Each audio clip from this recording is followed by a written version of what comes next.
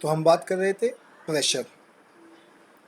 जब किसी चीज़ को हम हीट करते हैं या कूल करते हैं या उस पे लगाने वाला प्रेशर कम कर देते हैं, अगर किसी चीज़ पे लगने वाला प्रेशर हम कम कर देंगे तो वो चीज़ सॉलिड से लिक्विड और लिक्विड से गैसियस स्टेट में भी कन्वर्ट हो सकती है।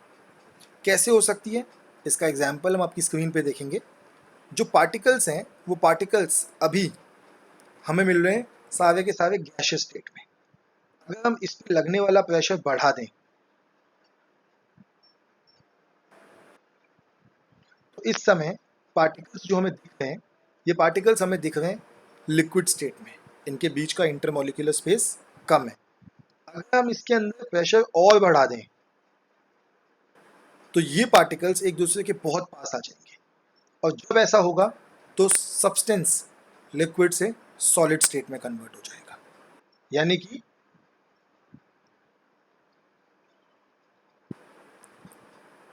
प्रेशर बढ़ाने पर गैस लिक्विड में और लिक्विड सॉलिड में कन्वर्ट हो सकता है। तो हमने दो चीज़ें पढ़ी जिससे हम मैटर की स्टेट को चेंज कर सकते हैं, एक टेम्परेचर चेंज करके और दूसरा प्रेशर चेंज करके। अब अगर हमें गैसेस को कन्वर्ट करना है सॉलिड या लिक्विड स्टेट में तो हमें प्रेशर और टेम्परेचर दोनों को एक साथ यूज करना पड़ेगा। गैसेस को लिक्विड और सॉलिड में कन्वर्ट करने के लिए हमें टेम्परेचर को बहुत कम और प्रेशर को बहुत ज़्यादा करना पड़ेगा। यानी कि to convert gases into liquid state we have to decrease the temperature and increase the pressure simultaneously, एक साथ। क्योंकि थियोरेटिकली तो ये प्रोसेस बहुत ईजी लगते हैं कि प्रेशर इंक्रीज किया स्टेट चेंज हो गई, बट प्रैक्टिकली इनका हो पाना थोड़ा सा मुश्किल होता है। आगे बढ़ते हैं।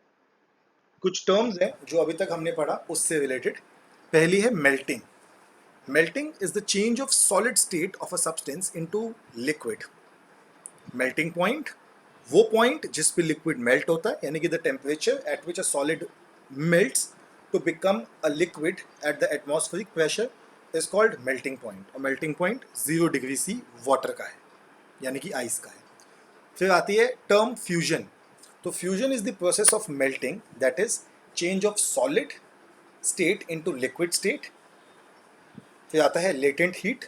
तो latent heat is the energy that is required to change the state of a substance without causing any rise in temperature of the substance. That is called latent heat.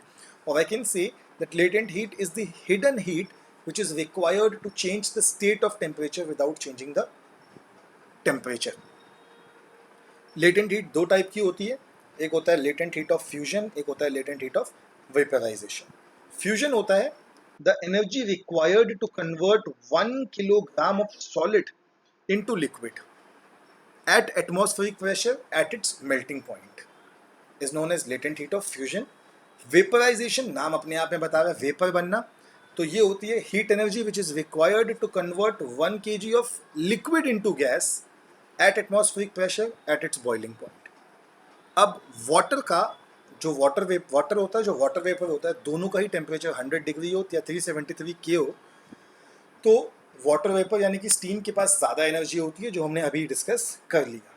अब सारे सब्सटेंसेस सॉलिड से liquid और liquid से gas नहीं जाते। कुछ substances ऐसे भी होते हैं जो सॉलिड से सीधा गैस और गैस से सीधा सॉलिड आते हैं। उन सब्सटेंसेस को हम कहते हैं सब्लिमेबल सब्सटेंसेस, और इस प्रोसेस को हम कहते हैं सब्लिमेशन। यानी कि सब्लिमेशन होता है the change of state of any substance directly from solid to gas और gas to solid without changing into liquid is called sublimation. वो लिक्विड में नहीं आता, बिना लिक्विड में आए अगर वो गैस में कन्वर्ट हो जाए तो उसको हम कहते हैं कि वो है हमारा सॉलिड स्टेट, वो है हमारा सब्लिमेशन। और जो सब्सटेंसेस सब्लिमेशन करते हैं उनको हम कहते हैं कि वो हमारे सब्लिमेबल सब्सटेंसेस हैं।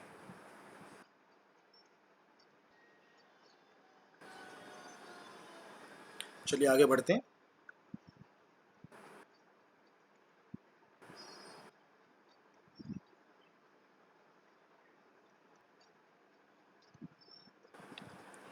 आपकी स्क्रीन पे आपको डायग्राम दिखेगा। जो इंटर कन्वर्जन ऑफ स्टेट को बिल्कुल क्लियरली डिफाइन करता है कि इंटर कन्वर्जन ऑफ स्टेट किस तरीके से होता है। तो इंटर कन्वर्जन ऑफ स्टेट में अगर हम सॉलिड को हीट करें तो उस प्रोसेस को कहते हैं फ्यूजन। अगर हम लिक्विड को हीट करें तो उस प्रोसेस को कहते हैं वेपराइजेशन। सॉलिड से लिक्विड बनता है, लिक्विड से गैस। अगर गैस से डायरेक्टली सॉलिड बन जाए तो उसे कहते हैं सब्लिमेशन। डिकम्पोजिशन, डिपोजिशन भी कहा जाता है, लेकिन सब्लिमेशन भी नाम दिया जाता है। ऐसे ही गैस को अगर ठंडा करें तो प्रोसेस होता है कंडेंसेशन और बनता है लिक्विड। लिक्विड को ठंडा किया जाए तो बनता है सॉलिड और प्रोसेस कहलाता है सॉलिडिफिकेशन। तो ये डायग्राम है inter conversion of three states of matter. बहुत ही इंपॉर्टेंट टॉपिक है, एग्जाम में बहुत बार पूछा जाता है। आगे बढ़ते हैं हम।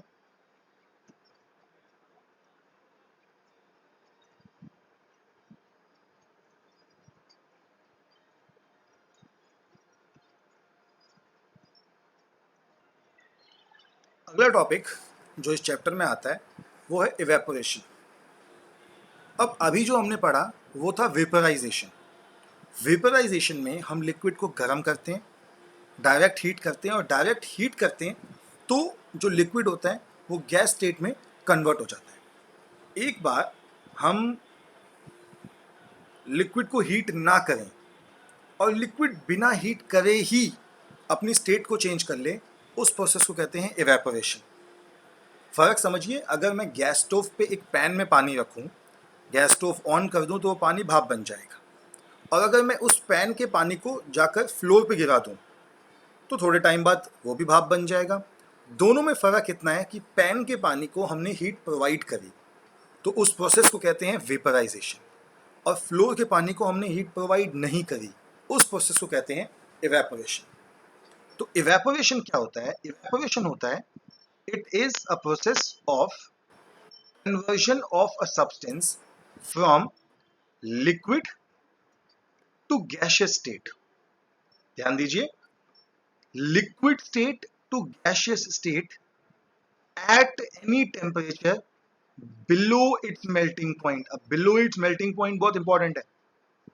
बिना मेल्टिंग पॉइंट पहुंचे अगर लिक्विड वेपर स्टेट में कन्वर्ट हो रहा है तो उस प्रोसेस को हम नाम देते हैं इवेपोरेशन। एक बहुत इंपॉर्टेंट प्रोसेस है जो हमारी लाइफ में हमेशा होता है।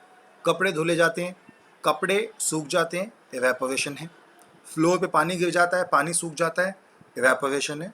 और इवेपोरेशन की वजह से हमारे आसपास ठंडक भी रहती है, कूलिंग भी रहती है। तो फैक्टर्स, अब कौन कौन से फैक्टर्स हैं जो इवेपोरेशन को अफेक्ट करते हैं? पहला फैक्टर है सरफेस एरिया। अब जाहिर सी बात है, एक गिलास पानी है, उसको ग्लास में ही रखूं और उतना ही एक गिलास पानी फ्लोर पे गिरा दूं तो फ्लोर पे गिरा हुआ पानी जल्दी भाप बन जाएगा, क्योंकि जब सरफेस एरिया बढ़ता है तो सरफेस एरिया बढ़ने के साथ साथ ऐसे मॉलिक्यूल्स का नंबर भी बढ़ जाता है, ऐसे एटम्स का नंबर भी बढ़ जाता है जो ज़्यादा एनर्जी इन्वायरमेंट से एब्जॉर्ब करके और गैस बन जाते हैं। तो सरफेस एरिया बढ़ाने पर ऑटोमेटिकली जो इवेपोरेशन की रेट है वो बढ़ जाती है। ऐसा ही सेकंड पॉइंट है टेम्परेचर। तो गर्मियों में आपने देखा होगा पानी जल्दी सूख जाता है। गर्मियों में पानी अगर फ्लोर पे गिरे जल्दी सूख जाता है क्योंकि टेम्परेचर ज़्यादा है। ज़्यादा टेम्परेचर में जो पार्टिकल्स होते हैं वो इन्वायरमेंट से ज़्यादा एनर्जी एब्जॉर्ब कर पाते हैं, और ज़्यादा एनर्जी एब्जॉर्ब करने की वजह से वो जल्दी गैस स्टेट में कन्वर्ट हो जाती है। तीसरा पॉइंट है ह्यूमिडिटी। तो अगर एक ग्लास में पानी भरा है तो जाहिर सी बात आप उस ग्लास में और पानी नहीं डाल पाएंगे। तो ह्यूमिडिटी का मतलब होता है हमारे आसपास के मौसम में पानी या वाटर वेपर्स ऑलरेडी बहुत सारे हैं। अब अगर आसपास के इन्वायरमेंट में ऑलरेडी बहुत सारे वाटर वेपर्स हैं तो और वेपर्स उस इन्वायरमेंट में नहीं जा सकते। इसीलिए अगर ह्यूमिडिटी ज़्यादा होती है तो इवेपोरेशन ऑटोमेटिकली कम हो जाती है। इसीलिए जब बारिश का मौसम होता है या जब ह्यूमिडिटी वाला ह्यूमिड सीजन होता है, चिपचिपा सीजन होता है, उस समय आप देखो पसीना सूखता नहीं है क्योंकि इन्वायरमेंट में ऑलरेडी पानी ज़्यादा है। फिर है विंड स्पीड। तो जब हवा की स्पीड ज़्यादा होती है तो कपड़े जल्दी सूख जाते हैं, क्योंकि जब हवा तेज चलेगी तो जो वेपर्स कपड़ों के आसपास होंगे हवा उनको उड़ा के ले जाएगी, स्पेस खाली हो गया तो और ज़्यादा वेपर्स बनना शुरू हो जाएंगे। इसीलिए with increase in wind speed, with increase in wind velocity, the rate of evaporation also increases. अब टॉपिक आता है कि इवेपोरेशन कूलिंग कॉज करता है। तो हम समझते हैं कि इवेपोरेशन कूलिंग कॉज कैसे करता है। हम ये समझते हैं इवेपोरेशन होता कैसे है। इवेपोरेशन होता है क्योंकि पार्टिकल्स अपने आसपास से एनर्जी एब्जॉर्ब करते हैं। कौन सी एनर्जी एब्जॉर्ब करते हैं? हीट एनर्जी एब्जॉर्ब करते हैं। जब पार्टिकल्स अपने आसपास से हीट एनर्जी एब्जॉर्ब करेंगे तो जाहिर सी बात है कि आसपास हीट कम हो जाएगी और आसपास ठंडक हो जाएगी। तो जब कोई लिक्विड इवेपोरेट होता है तो वो कूलिंग कॉज करता है। इसका छोटा सा एग्जांपल है हाथों पे लगाने वाला सैनिटाइजर। जो सैनिटाइजर होता है वो एसीटोन का बना होता है। जब उसको हम हाथों पे लगाते हैं तो वो हमारे हाथों से एनर्जी एब्जॉर्ब करता है और इसीलिए सैनिटाइजर लगाने पर हमें ठंडक महसूस होती है, हमें ठंडा महसूस होता है। यानी कि during the process of evaporation the particles of liquid absorb energy which is also known as latent energy of vaporization from the surroundings. Sanitizer के केस में सराउंडिंग्स हमारे हाथ थे। From the surroundings to get converted into gaseous state. This absorption of energy from the surroundings make the surroundings cool. जैसे हमें पसीना आता है तो पसीना आते समय क्या होता है कि पसीना बॉडी के अंदर से जो हीट है उसको बाहर लेके निकलता है बाहर, और एक्स्ट्रा हीट जो हमारी बॉडी होती है इसीलिए हमारी बॉडी का टेम्परेचर जो होता है वो कांस्टेंट रहता है। फिर बात करते हैं, दो स्केल्स हैं टेम्परेचर को नापने के। एक जो कॉमन स्केल होता है वो होता है सेल्सियस स्केल, और जो एसआई यूनिट होता है, एसआई मतलब इंटरनेशनल स्टैंडर्ड, इंटरनेशनल स्टैंडर्ड का जो यूनिट होता है वो होता है केल्विन। और इन दोनों के बीच में एक रिलेशन होता है 0 डिग्री सेल्सियस 273 केल्विन के बराबर है। इसका क्या मतलब है कि 0 डिग्री सेल्सियस 273 केल्विन के बराबर है? जनरल भाषा में बात करूं, कॉमन लैंग्वेज में बात करूं, तो अगर कहीं का टेम्परेचर 0 है तो केल्विन में कहेंगे कि वहाँ का टेम्परेचर 273 है। तो अगर कहीं का टेम्परेचर 1 हो गया तो केल्विन में 274 हो गया। कहीं का टेम्परेचर 2 हो गया तो केल्विन में 275 हो गया। एक एग्जाम्पल हमने लिया है कि convert 10 degree Celsius into kelvin. हमें पता है कि 0 डिग्री का मतलब 273 था, तो 10 का मतलब क्या होगा? 273 में 10 ऐड कर देते हैं यानी कि 283 केल्विन। और ये फॉर्मूला, ये इजी फॉर्मूला जो है ये है inter conversion of Celsius into kelvin और केल्विन इंटू सेल्सियस। एक बार रिवाइज कर लेते हैं कि हमने आज इस लेसन में क्या क्या पढ़ा। हमने पढ़ा that matter is made up of small particles, हमने उन पार्टिकल्स की प्रॉपर्टीज भी पढ़ी थी।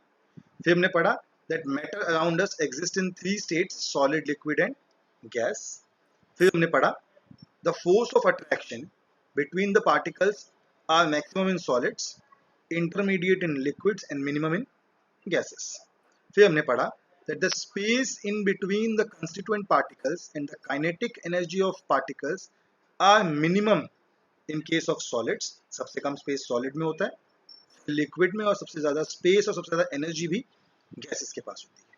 फिर हमने पढ़ा the arrangement of particles is most ordered in case of solid, सबसे ऑर्डर्ड एकदम पास पास बिना स्पेस के।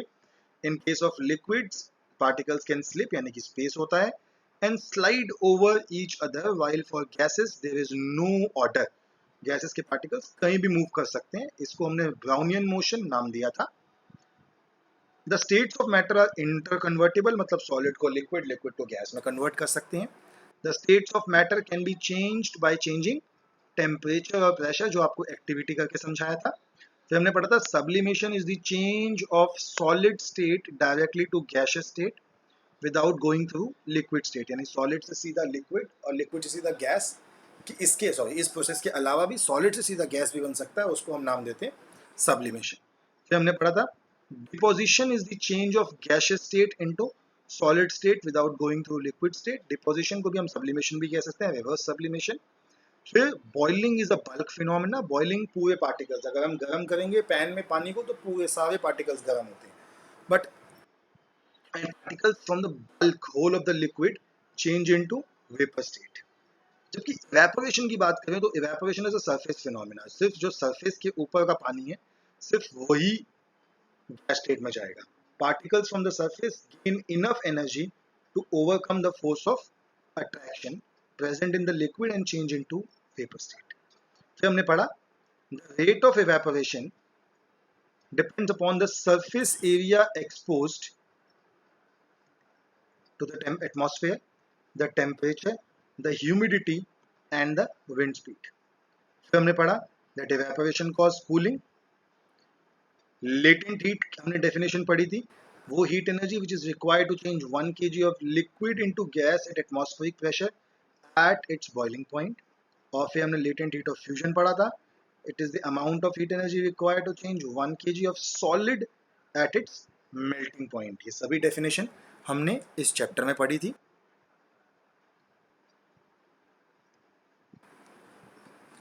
तो आज के लेसन में हमने कंप्लीट किया क्लास 9th का chapter 1 matter around us. Next chapter में हम क्लास 9th का चैप्टर 5 सेल कवर करने की कोशिश करेंगे। अब तक के लिए थैंक यू। आप देख रहे थे science lessons by Rahul Uniyal.